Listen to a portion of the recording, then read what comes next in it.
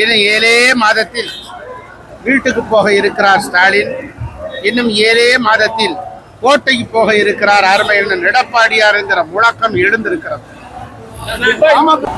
பாமக அதிமுக கூட்டணியில் இருக்கன்னா சரி, அவருடைய பாணியிலே சொல்லிடுவோம். போக போக தெரியும்.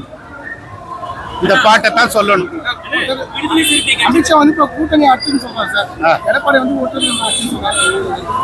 அமித்ஷா அவர்கள் வந்து கூட்டணி ஆட்சியில பங்கு பெறுவாரு எஸ்ன்னு சொன்னாரு. எங்க பொதுச் செயலாளர் நோன்னு சொல்லிட்டாரு. எஸ்க்கு பதில் நோ. திருமாவளவன் என்ன சொல்லியிருக்காருன்னா, நிறைவேறாது என தெரிந்தும் திரும்பி கூட்டணிக்கு அழைக்கிறாங்க அப்படின்ற மாதிரி ஒரு கருத்து. ஏற்கனவே திருமாவளவன் அவர்கள் அதிமுக கூட்டணியில் இருந்தவர் தான். அவர் வந்து மதிமுகவும் இருந்ததுதான், பாமகவும் இருந்ததுதான். எண்ணற்ற கட்சிகள், காங்கிரஸ் கட்சியும் அண்ணா திராவிட முன்னேற்ற கழகத்தில் கூட்டணி இருந்து வெற்றி கூட்டணியாக பயணித்ததுதான். ஆக கூட்டணி என்பது பொது எதிரியை வீழ்த்துவதற்காக ஒன்று சேர்வு. இந்திய சுதந்திரத்துக்கு பிறகு எந்த கட்சி ஆட்சிக்கு வரக்கூடாது என்கிற அடிப்படையில் தான் இந்தியா முழுவதும் வாக்களிக்கிறார்கள். அதுதான் முக்கியம். இன்னைக்கு வந்து பாஜக மத்தியிலே ஆண்டு கொண்டிருக்கிறது. ஒரு பக்கம் அதற்கு விருப்பம் இருந்தாலும் தப்பி தவறி காங்கிரஸ் வந்துவிடக் கூடாது என்பதற்காகத்தான் பாஜகவை இந்தியா முழுவதும் இருக்கிற வாக்காளர்கள் ஆதரவு தெரிவித்திருக்கிறார்கள்.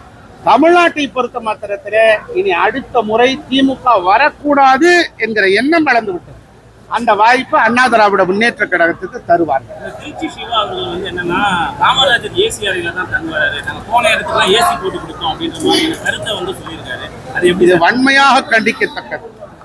திருச்சி சிவா பெருந்தலைவர் காமராஜரை பற்றி பேசியது வன்மையாக கண்டிக்கத்தக்கது. பெருந்தலைவர் காமராஜர் அப்பழுக்கற்ற ஒரு மகத்தான மக்கள் தொண்டர். பெருந்தலைவர் காமராஜரை மிகவும் தரக்குறைவான வார்த்தைகளில் விமர்சித்தவர் மறைந்த திரு கருணாநிதி அவர்கள். அவருடைய கட்சியும் மாடி வெட்டி ஏழை என்றெல்லாம் அவரை கொச்சைப்படுத்தி மிகுந்த அருவருக்கத்தக்க வார்த்தைகளே திமுக மேடைகளே உதித்தார்கள். அப்படிப்பட்ட திமுகவினுடைய பழைய பழக்கம் எப்படி அந்த பிளட்ல இருக்குது மாறும். அதனுடைய தொடர்ச்சி தான் திருச்சி சிவாவினுடைய கருத்து. செய்திகளை உடனுக்குடன் தெரிந்து கொள்ள கீழ்கண்ட கேபிள் மற்றும் டிடிஹெச் நெட்வொர்க்குகளில் எம்நாடு செய்தி தொலைக்காட்சியை காணுங்கள். பாதகம் செய்பவரை கண்டால் நாம் பயம் கொள்ளலாகாது பாப்பா. மோதி மிதித்து விடு பாப்பா, அவர் முகத்தில் உமிழ்ந்து விடு பாப்பா. அண்மை செய்திகளை உடனுக்குடன் தெரிந்து கொள்ள இணைந்திருங்கள் எம்நாடு தொலைக்காட்சியுடன்.